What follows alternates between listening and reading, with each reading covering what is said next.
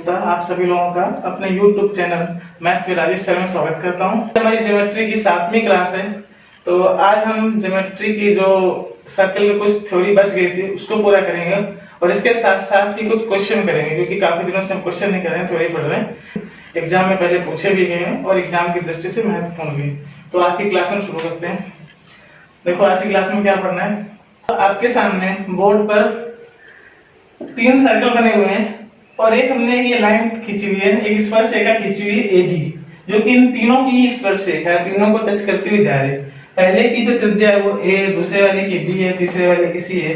इसका centre O1 है, इसका सेंटर O2 है, इसका सेंटर O3 है। ठीक है, हमें क्या करना है, हमें इन त्रिज्याओं के बीच में रिलेशन निकालना है कि ए बी सी में क्या रिलेशन होता है।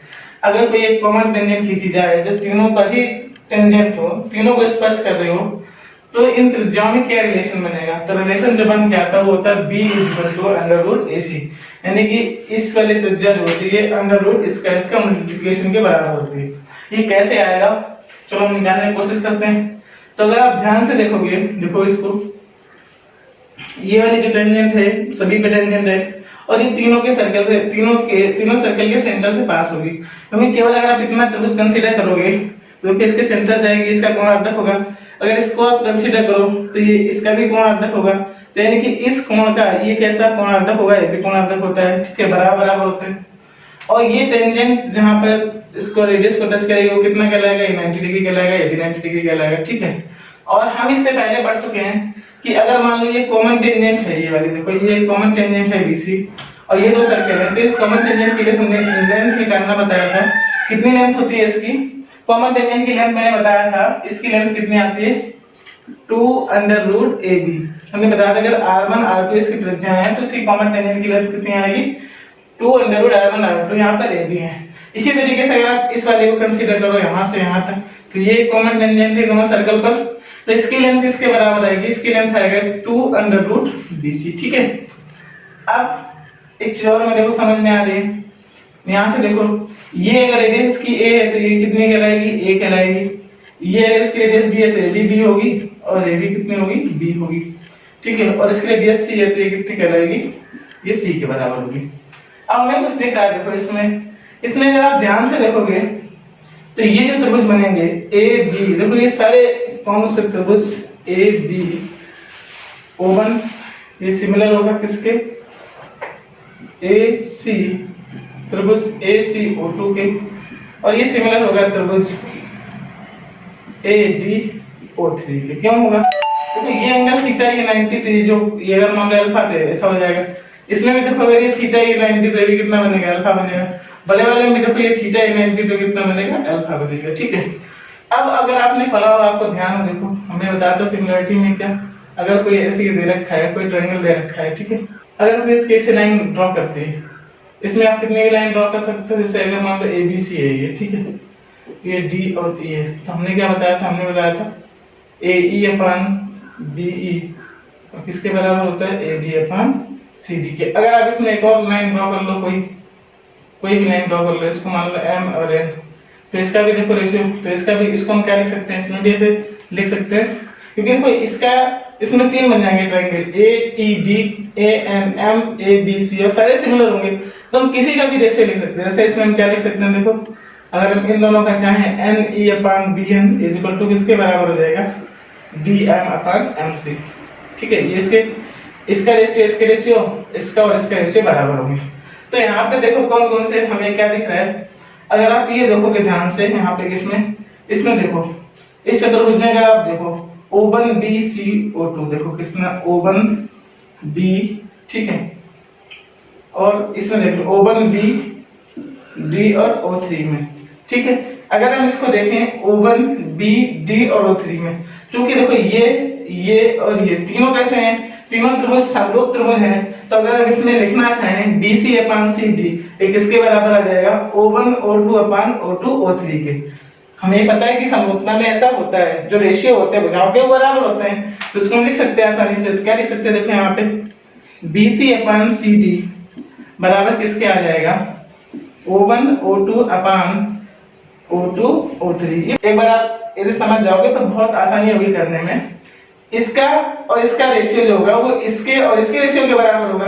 हम बहुत पहले से ऐसा करते आए। देखो यहाँ पे कितना आएगा 2 अंडर रूट ए बी, क्योंकि ये वाली portion 2 under root A B है, ये वाला पोर्शन कितना आएगा 2 अंडर रूट बी सी। ठीक है, बराबर इसका रेशियो, ये ए है ये बी है, तो कितना आ जाएगा यहाँ पर ए प्लस बी अपॉन कितना आ जाएगा बी प्लस सी। ठीक है, 2 से 2 काट दीजिए, अंडर रूट बी से अंडर रूट 2 कट जाएगा, यहाँ पे अंडर रूट ए अपॉन सी बचेगा। मल्टीप्लाई कर देंगे, देखो कितना आएगा, इधर मल्टीप्लाई कर दो तो इधर कितना आएगा under root A into B plus under root A into C बराबर किसके आ जाएगा, इधर देखोगे यहाँ पे सी बचा हुआ है तो A under root C plus B under root C. ठीक है, अब हमें देखो क्या चाहिए, हमें ए बी में रिलेशन चाहिए, तो इसमें देखो हम क्या कर सकते हैं, इस वाले में देखो b कॉमन आ रहा है ना, b कॉमन आएगा तो कितना आएगा अंडर रूट a, एक यहाँ से b कॉमन लिया, इसको ट्रांसफर कर दिया, तो जैसे हम b कॉमन लेंगे यहाँ अंडर रूट a बचेगा, इसको इधर लेके आएंगे तो माइनस का अंडर रूट c बचेगा, और इधर देखो इधर वाले में रूट a c कॉमन ले लो। ठीक है, तो कितना रूट a यहाँ से निकल जाएगा तो कितना रूट a बचेगा, और ये उधर चला जाएगा तो रूट a और रूट c निकलेगा, केवल रूट c बच जाएगा। ठीक है, ये देखो दोनों बराबर आ गया, यानी कि b बराबर कितना आ जाएगा अंडर रूट AC, ये हमारा रिलेशन होता है जो निकल के आता है। इस पे डायरेक्ट क्वेश्चन पूछे जाते हैं, तो इसको ये आपको याद भी होना चाहिए और पता होना चाहिए कैसे आता है। देखो दोस्तों दूसरा पॉइंट देखते हैं, इसमें क्या है, तो एक हाफ सर्कल बना हुआ है, ये एक हाफ सर्कल बना हुआ है, मान लो ये AB सर्कल का डायमीटर व्यास है। ठीक है, O इस सर्कल का सेंटर मान लेते हैं और O1 इसका सेंटर है। तो हमने क्या किया, हमें क्या निकालना होता है, इसमें कोई भी चीज दे रखी होगी, या तो छोटे वाले सर्कल की रेडियस दे रखी होगी, इसकी रेडियस दे रखी होगी, इसकी पूछेगा या फिर इस वाले की पूछ लेगा, मतलब दो में से कोई एक चीज पता होगी। ठीक है, दूसरी चीज पूछी जाएगी, तो इसमें क्या निकल के आता है, इसमें जो रिलेशन निकल के आता है ये सामने लिखा हुआ आपके, जो छोटा वाला सर्कल होता है उसकी रेडियस जो होती है वो इस वाले सर्कल यानी बड़े वाले सर्कल की रेडियस की 1/3 होती है। कैसे आती है देखो, बहुत आसानी से निकाल सकते हैं, और इसका एक जनरल फार्मूला भी होता है, इसको मैं भी बता दूंगा, तो उससे कितने भी सर्कल अंदर बनेगा उसको आसानी से निकाल सकते हैं, रेडियस में क्या रिलेशन बनेगा। देखो यहाँ पे हम क्या कर सकते हैं, देखो इसकी ये रेडियस है, ठीक है, ये बीच में आएगा एकदम, ठीक है, इसको हम यहाँ पे मिला देते हैं, यहाँ से इसको यहाँ से मिला देते हैं। ठीक, अब आप देखो कितना आसान है इसको निकालना। ये क्या है, ये बड़े वाले सर्कल की रेडियस है, ठीक है, r है ना, तो ये पूरा जो होगा ये पूरा ये भी r के बराबर होगा। यहाँ से देखो ये रेडियस बनेगी, पूरी रेडियस किसके r के बराबर होगी, और ये छोटे वाले सर्कल की रेडियस है स्मॉल r, तो ये जो बचेगा पोर्शन ये वाला, ये जो पोर्शन बचेगा ये कितना बचेगा, capital R minus small r आ जाएगा। ठीक है, इतनी बात आपके समझ में आई। अब ये देखो कितना आएगा, ये अगर r है और इस सर्कल का ये व्यास है तो क्या हाफ डिस्टेंस कितने बनेगी, r/2 बनेगी, तो ये अगर r/2 होगी तो ये भी r/2 होगी, ये भी इसकी रेडियस होगी। ठीक है, और ये देखो ये स्मॉल r था तो ये भी स्मॉल r है, और ये कितना बनेगा यहाँ पे, ये बनेगा r/2, और ये समकोण त्रिभुज बनेगा क्योंकि ये बिल्कुल बीच में बनेगा, सिमेट्रिक बनेगा, ये यहाँ से इस पे लाइन ड्रॉ करेंगे तो परपेंडिकुलर आएगा। अब अगर आप ध्यान से देखो, इसको अगर हम m मान लेते हैं तो हमारे पास एक O1 M और O, ये एक समकोण त्रिभुज है। देखो दिख रहा है आपको, देखो कितना आसान था, देखने में थोड़ा कॉम्प्लिकेटेड लग रहा है बट बहुत ही इजी है। एक बार मैं और समझा देता हूँ, बड़े वाले सर्कल की रेडियस कितनी है, r है, तो अगर ये रेडियस r है तो ये रेडियस कितनी होगी, r होगी, और ये छोटे वाले सर्कल की रेडियस स्मॉल r है, तो ये बीच की डिस्टेंस कितनी बचेगी, capital R minus small r। ठीक है, अब देखो यहाँ पे ये जो r है ये इस वाले सर्कल का, इस हाफ सर्कल का डायमीटर है, तो इसकी रेडियस कितनी हो जाएगी, r/2 ये हो जाएगी, क्योंकि ये रेडियस r/2 तो ये भी इसकी रेडियस r/2 हो जाएगी, और ये स्मॉल r है। तो यहाँ पे अगर हम देखें ध्यान से तो ये समकोण त्रिभुज बन रहा है, समकोण त्रिभुज में ये वाला डिस्टेंस कितनी हो गई, इसका जो परपेंडिकुलर इसकी जो हाइट होगी वो r-2 हो गया, जो कर्ण हो गया इसका कितना हो गया, r/2 प्लस r हो जाएगा, और ये बेस कितना रहेगा, r/2। अब इसमें लगा दीजिए पाइथागोरस लगा देते हैं, इसका स्क्वायर इसके स्क्वायर प्लस इसके स्क्वायर के बराबर होगा, यानी कि हमारे पास कितना आ जाएगा, r/2 प्लस r का होल स्क्वायर बराबर किसके होगा, ये होगा r/2 का whole square plus r minus r का होल स्क्वायर। ठीक है, अब देखो सॉल्व करना थोड़ा इजी रहेगा, इसको आप इधर ट्रांसफर कर लो, कितना बनेगा, r/2 प्लस r का होल स्क्वायर माइनस r का होल स्क्वायर बराबर r²/4। ठीक है, इतना आ जाएगा। अभी a square minus b square आ गया, एक बार जोड़ एक बार घटा दो, जैसे आप इसमें जोड़ोगे तो स्मॉल r कैंसिल हो जाएंगे, r में r/2 जुड़ेगा तो कितना आएगा, 3/2 आ जाएगा। ठीक है, जब इससे इसको घटाएंगे तो कितना बचेगा, ये r जुड़ जाएंगे, 2r आ जाएगा। ठीक है, इससे इसको घटाएंगे तो 2r आएगा, और ये माइनस का आएगा, ये प्लस का आएगा, तो माइनस का बचेगा r अपन 2, ठीक, इतना आएगा। इधर कितना है हमारे पास r स्क्वायर अपन 4, ठीक है। अब देखो ये r किस पावर से कट जाएगा और 2 से ये कट जाएगा, ठीक, यहाँ पे 2 बचेगा, यहाँ पे कितना आएगा 3 दूना 6 आ जाएगा, ठीक है। तो इसे मल्टीप्लाई कर देते हैं, थोड़ा सा इधर लिख देता हूँ मैं। जैसे मल्टीप्लाई करोगे जो कितना बचा होगा पहले इतना लिख लेते हैं, 3 2r माइनस r अपन 2 और हमें कितना बचा है r अपन 2, ठीक है, इतना बचा है। अब मल्टीप्लाई करोगे तो कितना आएगा 6r माइनस 3r अपन 2 बराबर कितना आएगा r अपन 2, उधर चला जाएगा तो 6r इक्वल टू कितना आएगा 4r अपन 2 आएगा, यानी कितना आ जाएगा 2r। यहाँ पे देखो तो r बराबर कितना आ गया 3r, तो स्मॉल r बराबर कितना आ जाएगा r अपन 3। ये बात आपको समझ में आ गई। अगर ऐसे कोई भी सर्कल इसके अंदर बना हुआ है तो इस सर्कल की जो रेडियस आएगी वो बड़े वाले सर्कल की 1/3 आएगी, ठीक है। इसका एक जनरल फार्मूला भी होता है, स्मॉल r बराबर होता है nr अपन 2n+1, ये एक फार्मूला होता है। इसमें n क्या होता है number of circle form on radius, radius पे जितने भी नंबर ऑफ सर्कल बनते हैं, n क्या होता है नंबर ऑफ सर्कल। देखो इसमें कितना आसान है, n क्या है, देखो ये जो सर्कल की रेडियस है इस पे जितने भी सर्कल बनते हैं उनकी संख्या होती है। तो यहाँ पर अगर आप ध्यान से देखो तो इस रेडियस पे एक सर्कल बना हुआ है, तो अगर हमें स्मॉल r निकालनी है तो n की वैल्यू कितनी आ जाएगी, एक सर्कल बना हुआ है तो n बराबर कितना आ जाएगा 1 आ जाएगा। तो यहाँ पे रखेंगे तो केवल r बचेगा और 2 में 1 से गुणा करेंगे कितना आएगा 2 + 1 कितना आ जाएगा r अपन 3, इतना आ जाएगा, आसानी से निकाल सकते हैं। अगर मान लो इसमें थोड़ा चेंज कर दे, एक और मेथड बनाया तो थोड़ी जगह बची है, मतलब इस टाइप का फिगर बना दे, ठीक है। तो कैसे ऐसे बना दे, मान लो ऐसे बना दे और यहाँ पे एक सर्कल ड्रॉ कर दे, तो इसको भी आप डेरिवेशन से निकाल सकते हो आसानी से, लेकिन थोड़ा टाइम लगेगा। तो टाइम ऐसा नहीं लेंगे, क्या करेंगे इसका फार्मूले से ही निकाल लेंगे। अब देखो यहाँ पे r पे कितना, अगर ये r है मान लो, ठीक है, तो देखो यहाँ पे कितने सर्कल बने हुए हैं, यहाँ पे कितने सर्कल बने हुए 2 बने, यहाँ पे n बराबर कितना हो जाएगा 2 हो जाएगा। तो स्मॉल r इसकी रेडियस निकालेंगे तो कितनी आ जाएगी, स्मॉल r बराबर कितनी आ जाएगी, आगे देखो 2, n की वैल्यू कितनी होगी 2 और r अपन कितना आएगा 2 × 2 + 1, यानी यहाँ पे स्मॉल r की रेडियस कितनी आएगी 2r अपन 5, ठीक है। तो यहाँ पे 6 बने होते हैं, हाफ में 6 बने होते हैं, तो हम कितना रखते हैं n की वैल्यू 3। इस तरीके से जो भी क्वेश्चन आएगा हम उसको बहुत आसानी से कर लेंगे। आपको एक बार समझ लेना है कैसे आता है, ठीक है, मेन आपको फार्मूला याद रखना है ताकि एग्जाम में आप बहुत आसानी से कर पाओ। आज की क्लास का तीसरा पॉइंट क्या है, देखो अगर ये दो सर्कल एक दूसरे को इंटरसेक्ट कर रहे हैं, मान लो पी क्यू पर इंटरसेक्ट कर रहे हैं, पी और क्यू पॉइंट पर, और हमने कॉमन टेंजेंट खींची है ए बी, ठीक है, और एक हमने लाइन खींची जो इंटरसेक्शन पॉइंट को मिलाती हुई लाइन हमने कौन सी खींची है एक्स वाई।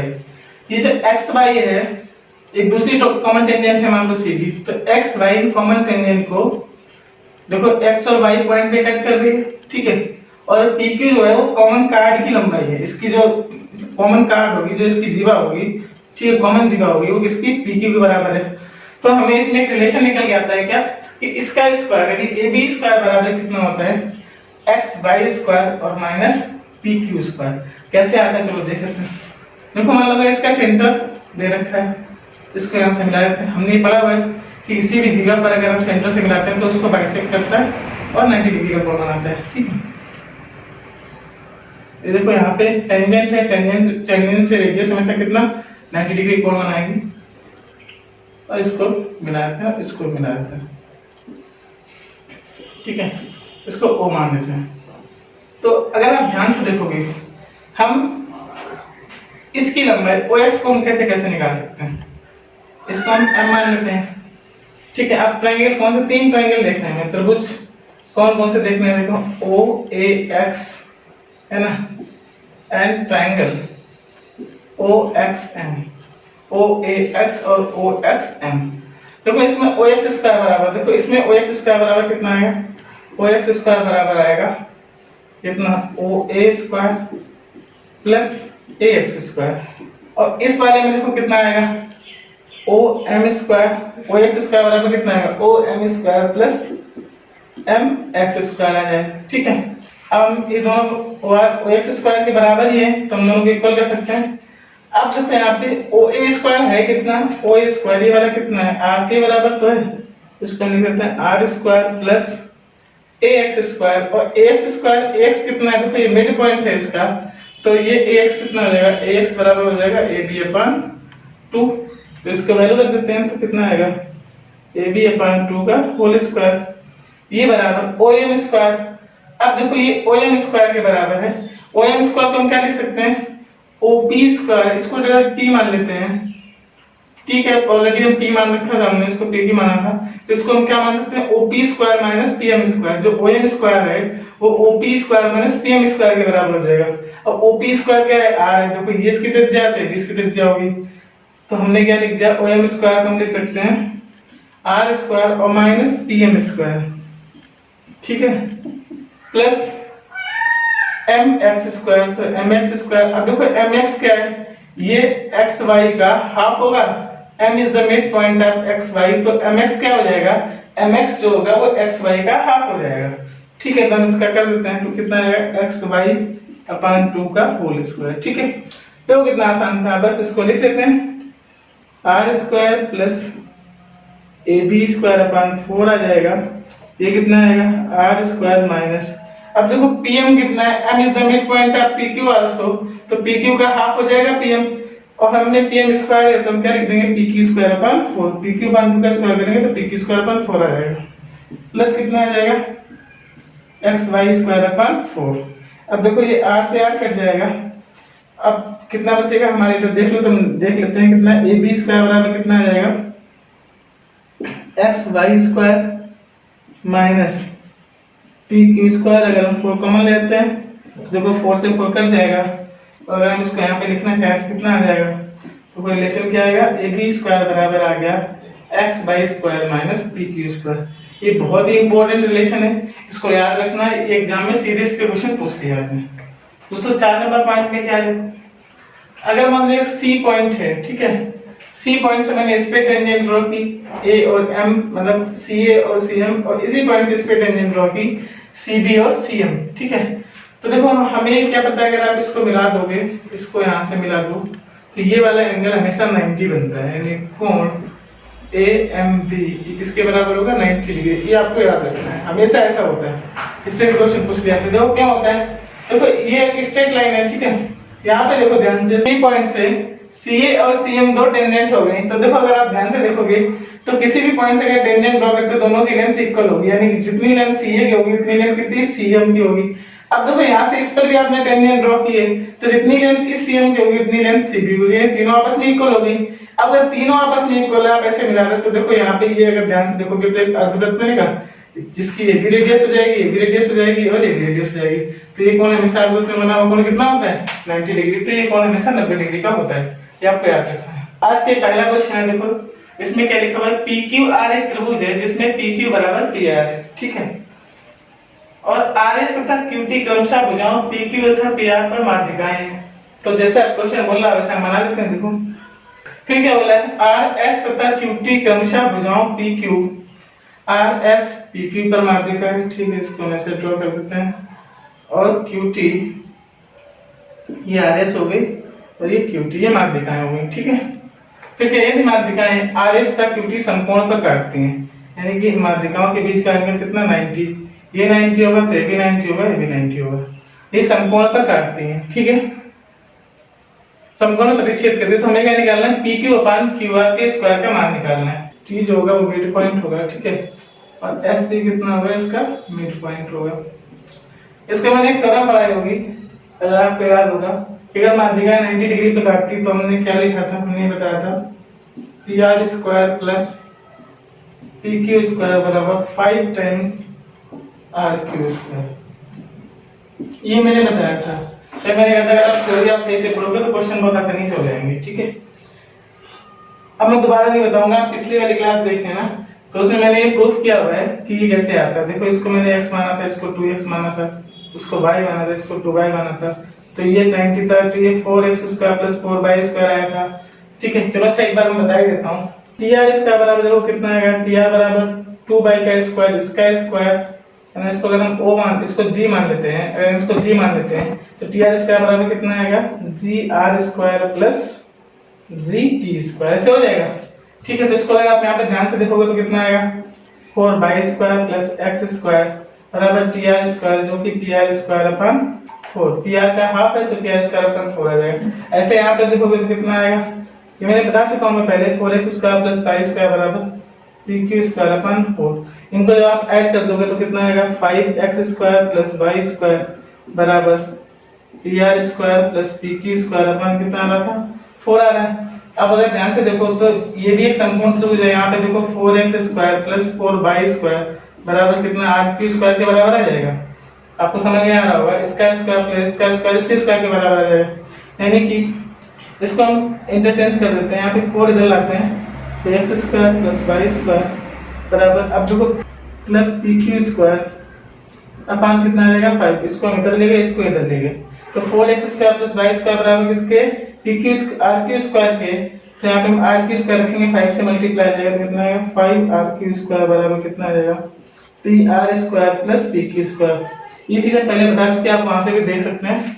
तो देखो यहाँ पे अब तो कोई दिक्कत ही नहीं है, बहुत आसानी से हो जाएगा।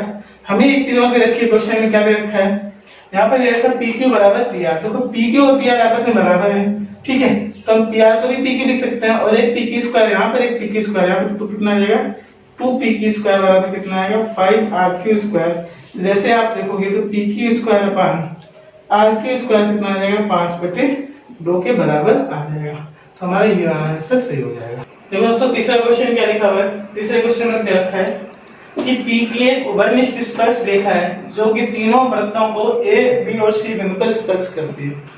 तीनों वृत्तों की त्रिज्या दे रखी है r1 r2 r3, 4 6 और 9 है। हमें क्या निकालना है, हमें पीसी की लंबाई निकालना है, हमें इस स्पर्श रेखा में पीसी सेगमेंट की लंबाई निकालनी है।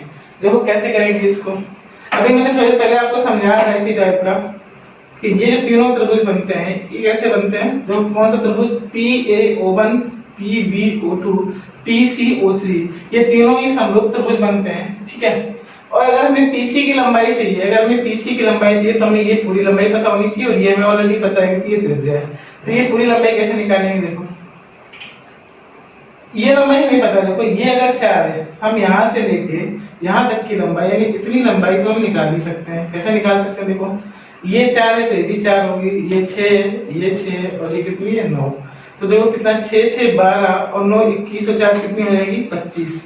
यहाँ तक की दूरी 25 है, यहाँ तक की दूरी नहीं पता है, चलो हम इसको x मान लेते हैं। तो अगर हम किसमें देखें, देखो त्रिभुज किसमें, देखो PO1A ये सिमिलर है, देखो किसके किसके सिमिलर है, ये देखो PO3C के।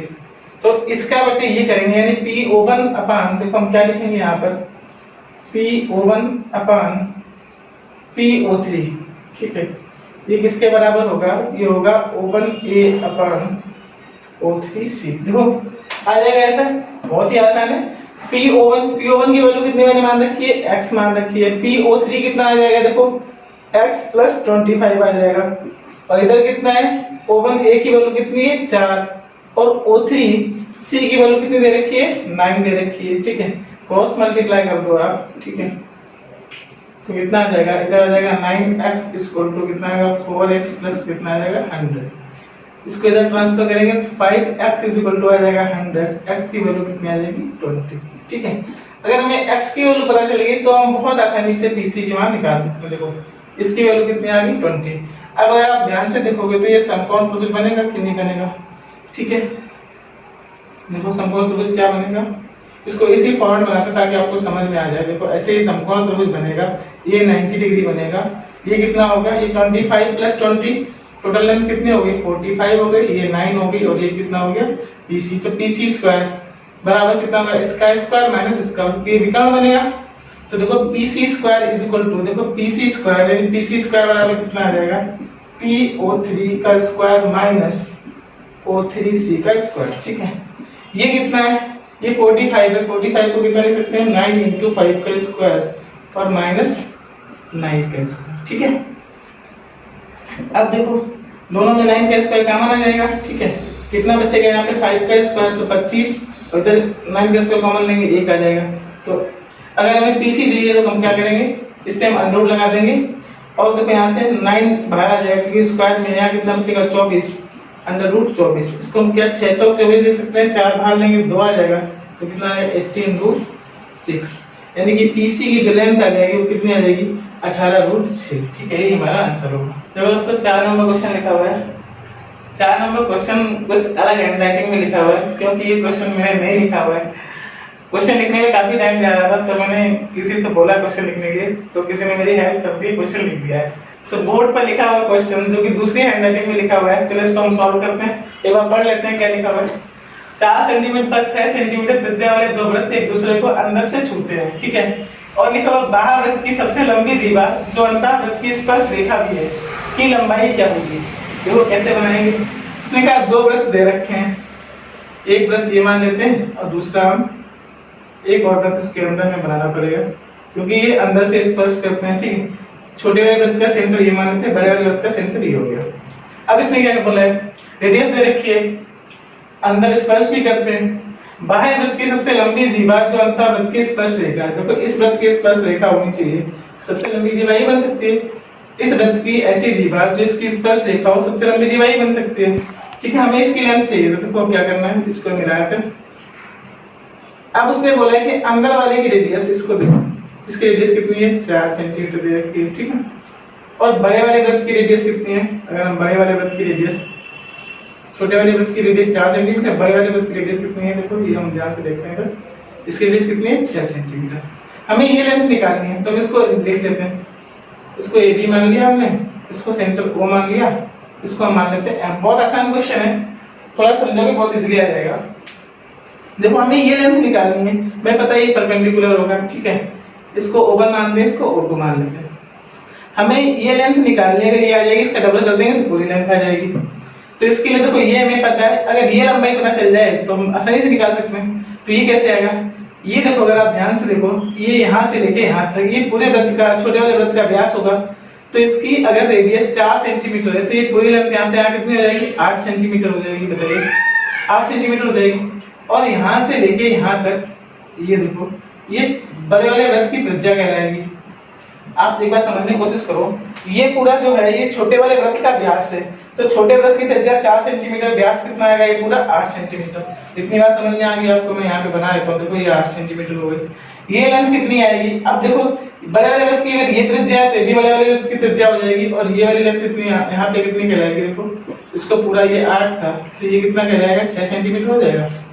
इतना ये कितना हो जाएगा 6 सेंटीमीटर हो जाएगा।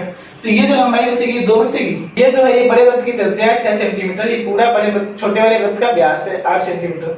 तो 8 से 6 जाएगा कितना बचेगा 2। अब देखो इसकी लंबाई निकाल सकते हैं। ये देखो 6 सेंटीमीटर, 6 का स्क्वायर माइनस 2 का स्क्वायर, यानी कि अगर हमें एम निकालना है, देखो एम कितना आसान है, √a/O2 का स्क्वायर और माइनस कितना हो जाएगा m/O2 का स्क्वायर। ठीक है, अब देखो ये कितना है 6 का स्क्वायर 36 माइनस 2 का स्क्वायर 4, कितना बचेगा 32 बचेगा। 16 दूना 32 होता है, यानी कि 4/√2। 16 को बाहर निकालेंगे 4 आ जाएगा, अंदर 2 बचेगा। तो am की वैल्यू कितनी होगी 4√2 होगी। और अगर हमें ab निकालना है तो ab हम बहुत इजीली निकाल सकते हैं। ab जो 2 टाइम्स am की हो जाएगा, तो 2 और am की वैल्यू कितनी है 4√2, यानी कि कितना आ जाएगा 8/√2। ठीक है, इतनी वैल्यू आ जाएगी। इस पूरी जीवा की लंबाई कितनी आ जाएगी 8√2। दोस्तों 5 नंबर क्वेश्चन देखो लिखा हुआ है, P की वाले से चक्री चतुर्भुज है, PR तथा QS T पर प्रतिच्छेद करते हैं। यदि कोण SPR बराबर 40 डिग्री तथा कोण PQS बराबर 80 डिग्री है, तो कोण PSR का मान कितना होगा। ठीक है, इसकी वैल्यू निकालें। तो देखो चक्री चतुर्भुज के लिए क्या हमें चक्री चतुर्भुज वृत्त के अंदर होता है या वृत्त के अंदर बनाने की थोड़ा सा आसानी रहेगी समझने में। चक्री चतुर्भुज बनाते हैं, चक्री चतुर्भुज जो चतुर्भुज वृत्त के अंदर बना होता है उसे हम चक्री चतुर्भुज कहते हैं। इसके आमने सामने कोणों का कितना होता है 180 होता है। ऐसे हमने बना लिया। चलो हम इसको मान लेते हैं, क्या उसने बोला PQRS। ठीक है, उसने बोला PQRS एक चक्री चतुर्भुज है, PR तथा QS T पर प्रतिच्छेद करते हैं। हमें क्या करना है, PR को मिला दो और QS थोड़ा सा तिरछा बन गया, इसको सीधा कर लेते हैं। PR तथा QS कहां पर प्रतिच्छेद करते हैं, T पर प्रतिच्छेद करते हैं। और क्या दे रखा है, कोण SPR, कोण SPR, इस कोण की वैल्यू दे रखी है, कितनी दे रखी है 40 डिग्री दे रखी है।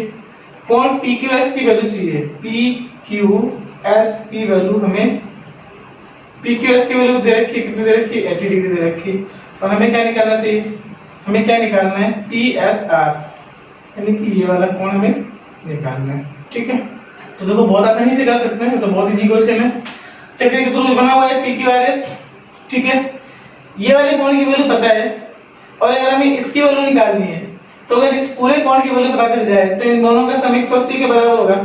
चक्रीय चतुर्भुज यानी जो साइक्लिक क्वाड्रिलेटरल होता है उसके अपोजिट एंगल का सम ऑलवेज 180 डिग्री के बराबर होता है।